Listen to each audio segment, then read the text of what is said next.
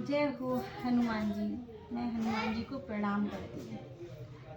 बदनी पैठी मुनि बाहर आवा, मांगा विदाता है सिरनावा। मोहि सुरने जेहि लाग पठावा, बुद्धि बल मरम तोर में पावा। और सुरसा के मुख में घुस गए, फिर बाहर आए और सिर नमाकर विदा मांगी। तब सुरसा बोली, मुझे देवताओं ने जिस लिए भेजा था सो मैंने तुम्हारी बुद्धि और बल का भेद जान लिया है। राम काज सब करहिउ, तुम्हें बल बुद्धि निधान। आशीष दे गई सो हरसि चलेउ हनुमान। तुम बड़े बलवान और बुद्धिमान हो, रामचंद्र जी के सब कार्य करोगे, यह आशीर्वाद देकर वह चली गई। तब हनुमान जी प्रसन्न होकर चले। निश्चर्य के सिंधु मह रही, कर माया नभ के खग गई। जीव जंतु जे गगन उड़ाई, जल बिलो के तिनके परिछाई। समुद्र में एक राक्षसी रहती थी। वह माया करके आकाश में उड़ते हुए पक्षियों को पकड़ लेती थी। जीव जंतु जो आकाश में उड़ते थे उनकी परछाई जल में देखकर गही झाए सक सो न उड़ाई। यह विधि सदा गगन चर खाई। सोई छले हनुमान कहे कीना, तासु कपट कपत रही चीना। उस छाया को पकड़ लेती थी जिससे वह उड़ नहीं सकता था। ऐसे सदैव आकाशचारियों को छाया करती थी। वही कपट हनुमान जी से भी किया। हनुमान जी ने उसे तुरंत पहचान लिया।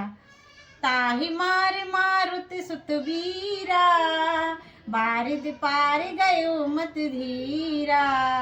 तहाँ जाई देखी बन शोभा, गुंजत चंचरीक मधुलोभा। और उसे मारकर पवन पुत्र मतधीर समुद्र तट पर जा पहुँचे। वहां जाकर वन की शोभा देखी। शहद के लोभ से भरे गुंजार रहे हैं। नाना तरु फल फूल सुहाए, खग मृग वृंद देख मन भाए। शैल विशाल देखे के आगे, तापर धाई चढ़े उभय त्यागे।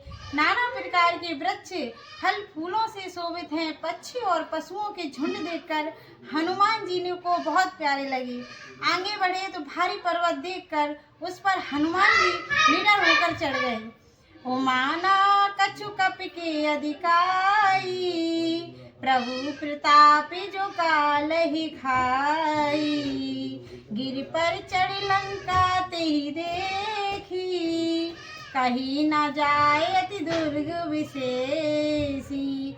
हे पार्वती, इसमें हनुमान जी की कुछ बड़ाई नहीं है। यह प्रभु का प्रताप है जो काल को भी खा लेता है। पर्वत पर चढ़कर हनुमान जी ने लंका देखी। बहुत बड़े किले का वर्णन नहीं किया जा सकता। अति उतंग जल निधि चौपासा, कनक कोट पर परम प्रकाशा।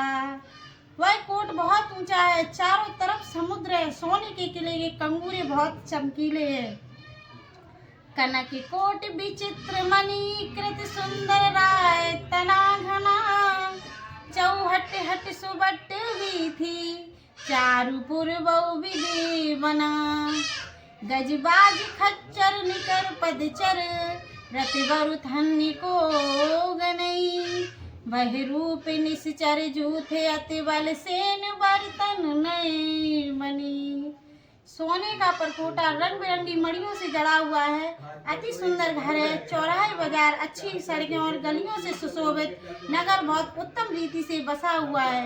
हाथी घोड़े खच्चरों के झुंड तथा पैदल और रथों को कौन गिन सकता है। बहुत प्रकार के रूप महाबली राक्षसों की सेना का वर्णन करते नहीं बनता।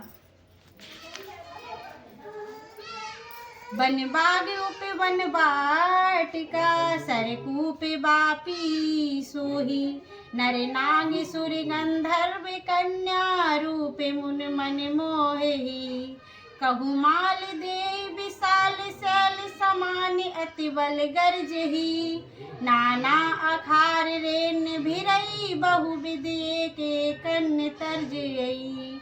वन बाग विभाग बगीचे फुलवाड़ी तालाब कुएं और बावली शोभायमान है। मनुष्य नाग और गंधर्व कन्याएं अपने रूप से मुनियों के चित्त को भी मोड़ लेती हैं। कई पर्वत के समान देह वाले महाबलवान मल्ल गरज रहे हैं तथा अनेक अखाड़ों में बहुत भांति से लड़ रहे हैं और एक दूसरे को ललकार रहे हैं।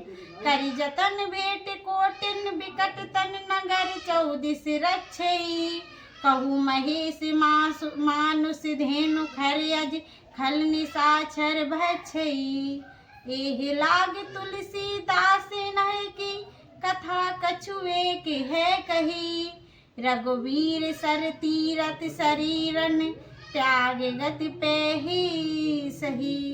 भयानक शरीर से योद्धाओं के जल बड़ी सावधानी से नगर के चारों ओर पहरा दे रहे हैं। कई राक्षस भैंसे मनुष्य गाय गधे और बकरे भच्चड़ कर रहे हैं। तुलसीदास जी ने इसकी कथा बहुत थोड़ी सी कही है क्योंकि ये श्री राम जी के बाण रूपी तीर्थ में शरीर छोड़े अवश्य मोक्ष पावेंगे।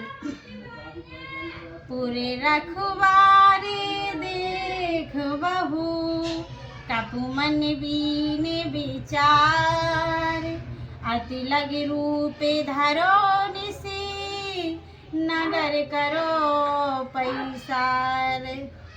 नगर के बहुत से पहरेदारों को देखकर हनुमान जी ने मन में विचारा कि बहुत छोटा सा रूप धारण कर रात्रि के समय नगर में प्रवेश करूंगा।